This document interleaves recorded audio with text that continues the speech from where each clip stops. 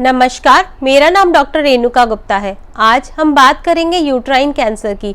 Uterine cancer या endometrial cancer, जिसे हम बच्चेदानी की झिल्ली का कैंसर भी कहते हैं। एंडोमेट्रियल कैंसर के रिस्क फैक्टर्स में सबसे इंपॉर्टेंट होता है अनअपोज्ड ईस्ट्रोजन विदाउट प्रोजेस्टेरोन, यानी ईस्ट्रोजन हार्मोन्स तो यूट्रस की लाइनिंग पे वर्क कर रहा है, जिसकी वजह से लाइनिंग थिक हो जाती है, परंतु प्रोजेस्टेरोन ना मिलने की वजह से यह प्रॉपर्ली शेड नहीं होती है। बॉडी में कोई भी कारण जिसकी वजह से ईस्ट्रोजन का एक्सेस हो, वह एंडोमेट्रियल कैंसर के रिस्क फैक्टर को बढ़ा देता है। इन फैक्टर्स में सबसे इंपॉर्टेंट रिस्क फैक्टर्स आते हैं anovulatory cycles. Anovulatory cycle usually pubertal age group में देखी जाती है। पेरीमेनोपॉजल एज ग्रुप में एनोव्यूलेटरी साइकिल बहुत ही कॉमन होती है। पेशेंट जिन्हें पीसीओडी होता है, उन पेशेंट्स में यूजुअली ओव्यूलेशन नहीं होता है और उनकी साइकिल्स भी एनोव्यूलेटरी होती हैं। इन एनोव्यूलेटरी साइकिल्स में यूजुअली ईस्ट्रोजन तो बनता है, परंतु ओव्यूलेशन ना होने की वजह से प्रोजेस्टेरोन नहीं बन पाता है और ईस्ट्रोजन अनअपोजिटली एंडोमेट्रियम पे काम करता रहता है और झिल्ली की थिकनेस बढ़ाता रहता है।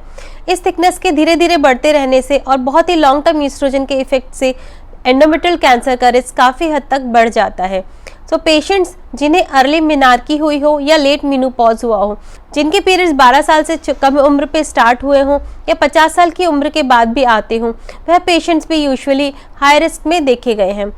Hormone positive breast cancer patient जिसे हार्मोनल ट्रीटमेंट दिया जाता है, इसमें मोस्ट कॉमनली टमॉक्सिफेन की ड्रग दी जाती है, जो यूजुअली 5 to 10 ईयर्स के लिए प्रिस्क्राइब की जाती है।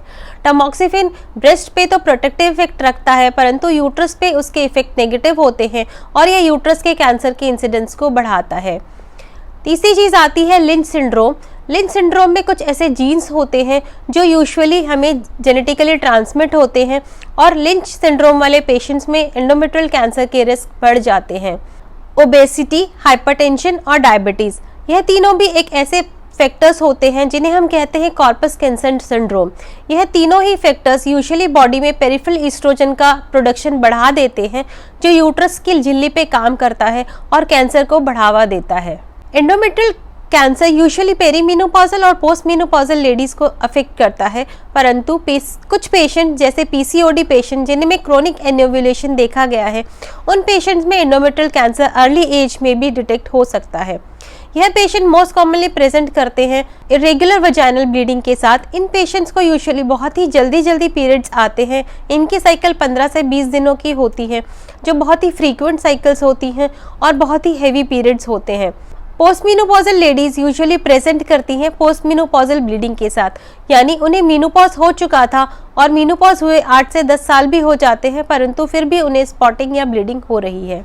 एंडोमेट्रियल कैंसर के डायग्नोसिस में सबसे इंपॉर्टेंट टूल होता है ट्रांसवेजाइनल अल्ट्रासाउंड। ट्रांसवेजाइनल अल्ट्रासाउंड में हमें एंडोमेट्रियल की थिकनेस देखनी होती है। यह थिकनेस यूजुअली 8 से 10 मिलीमीटर होती है पेरीमेनोपॉजल एज ग्रुप में, जिन्हें पीरियड्स रेगुलर आते हैं, और पोस्ट मेनोपॉजल लेडीज में यह थिकनेस यूजुअली 3 से 5 मिलीमीटर तक मानी जाती है। अगर पेशेंट जो वेजाइनल ब्लीडिंग के साथ प्रेजेंट कर रहा है और उसके ट्रांसवेजाइनल अल्ट्रासाउंड में एंडोमेट्रियम की थिकनेस 12 मिलीमीटर से ऊपर आती है, तो यह एक सस्पिशन जाहिर करता है कि एंडोमेट्रियल की कोई ना कोई पैथोलॉजी है। यह एंडोमेट्रियल हाइपरप्लेजिया भी हो सकता है, परंतु संदेह रखना होता है कि इसमें कैंसर भी डेवलप हो सकता है। पोस्टमेनोपॉजल लेडीज जिनमें एंडोमेट्रियल की थिकनेस 5 मिलीमीटर से ऊपर आ रही है, यह यूजुअली सस्पिशियस होती है। तो पेरीमेनोपॉजल एज ग्रुप में अगर यह झिल्ली 12 मिलीमीटर से ऊपर और पोस्टमेनोपॉजल लेडीज में यह झिल्ली अगर 5 मिलीमीटर से ऊपर आती है, तो यूजुअली आपको बायोप्सी एडवाइस की जाती है।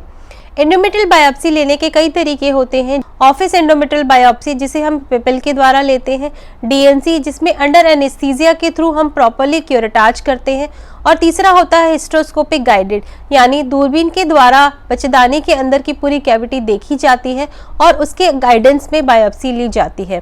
हिस्ट्रोस्कोपिक बायोप्सी गोल्ड स्टैंडर्ड है। बायोप्सी की रिपोर्ट यूजुअली 2 से 3 दिनों में आ जाती है, जो हमें बताती है कि बच्चेदानी की झिल्ली का बढ़ने का एग्जैक्ट कारण क्या था। यह कारण एंडोमेट्रियल हाइपरप्लेजिया भी हो सकता है, जो ईस्ट्रोजन एक्सेस की वजह से हो रहा है, यह प्री कैंसरस EIN भी हो सकता है या फिर यह कैंसर भी हो सकता है। ब्लीडिंग एंडोमेट्रियल हाइपरप्लेजिया की वजह से हो रही है तो यूजुअली आपको प्रोजेस्टेरोन हार्मोन्स के साथ ट्रीटमेंट दिया जाता है। अगर इसमें एटिपिकल सेल्स आ रहे हैं या फिर कुछ एटिपिकल चेंजेस आ रहे हैं तो सिर्फ हिस्टेरेक्टमी द्वारा भी ट्रीटमेंट किया जा सकता है।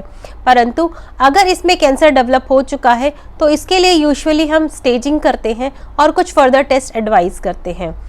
अगर आपकी बायोप्सी रिपोर्ट में एंडोमेट्रियल कैंसर आ रहा है तो उसमें यूजुअली हमें देखना होता है कि कौन से टाइप का एंडोमेट्रियल कैंसर आ रहा है। एंडोमेट्रियम के यूजुअली 2 टाइप के कैंसर होते हैं, टाइप 1 और टाइप 2। टाइप 1 कैंसर यूजुअली अच्छा बिहेव करने वाला कैंसर होता है जो यूजुअली बहुत जल्दी स्प्रेड नहीं करता है, परंतु type 2 cancer usually rapidly spreading होते हैं। अगर आपकी बायोप्सी में एंडोमेट्रियल कैंसर डायग्नोसिस होता है तो फर्दर कुछ टेस्ट कराए जाते हैं जैसे MRI या PET scan. MRI usually myometrial invasion और नोड्स का काफ़ी हद तक आइडिया दे देता है। PET स्कैन उन पेशेंट में कराया जाता है जिनमें हम डिजीज एडवांस सस्पेक्ट कर रहे हैं या जिनमें टाइप 2 कैंसर्स होते हैं जो यूजुअली पेरिटोनियल स्प्रेड भी करते हैं। एंडोमेट्रियल कैंसर के ट्रीटमेंट में सबसे इम्पॉर्टेंट होती है सर्जरी। यूजुअली यह सर्जरी सर्जिकल स्टेजिंग की तरह की जाती है जिसमें यूट्रस, दोनों ओवरीज, फेलोपियन ट्यूब्स निकाली जाती है और पेल्विक लिम्फ नोड्स निकाले जाते हैं और साथ साथ पैराओटिक लिम्फ नोड्स भी निकाले जाते हैं। पेशेंट्स जिनमें कुछ डिफरेंट टाइप के यानी टाइप 2 कैंसर सस्पेक्ट किया जाता है उनमें ओमेंटम भी निकाला जाता है और यह सभी कुछ टेस्टिंग के लिए जाता है जिसकी हिस्टोपैथोलॉजी की रिपोर्ट यूजुअली 10 to 15 डेज में आ जाती है। यह बायोप्सी की रिपोर्ट हमें फर्दर गाइड करती है कि पेशेंट को कोई एडजुवेंट ट्रीटमेंट की जैसे रेडिएशन या कीमोथेरेपी लेने की ज़रूरत है या नहीं है, या उन पेशेंट्स को ऑब्जर्वेशन में रखा जा सकता है। अर्ली स्टेज एंडोमेट्रियल कैंसर जो यूजुअली यूट्रस में कन्फाइंड होते हैं और मायोमेट्रियम को ज़्यादा इन्वेड नहीं करते हैं, उन्हें सिर्फ ऑब्जर्वेशन में रखा जा सकता है। परंतु अगर यह स्टेज थोड़ी एडवांस हो जाती है तो रेडिएशन या कीमोथेरेपी भी मोडालिटी होती है जो ऐड हो जाती है। Endometrial cancer usually bleeding pattern में चेंजेस या पोस्ट मेनोपॉजल ब्लीडिंग की तरह प्रेजेंट करता है। तो अगर हम पोस्ट मेनोपॉजल ब्लीडिंग या ब्लीडिंग पैटर्न में चेंजेस को इग्नोर ना करें और तुरंत ही सलाह लें तो एंडोमेट्रियल कैंसर बहुत ही अर्ली स्टेज में डायग्नोस हो सकता है और सिर्फ सर्जरी से आपका ट्रीटमेंट कंप्लीट हो जाता है, जिसमें आपको मल्टी मोडालिटी ट्रीटमेंट भी नहीं लेना पड़ता और आपका सर्वाइवल यूजुअली 90% तक हो सकता है। तो अपने सिम्टम्स को कृपया इग्नोर ना करें। धन्यवाद।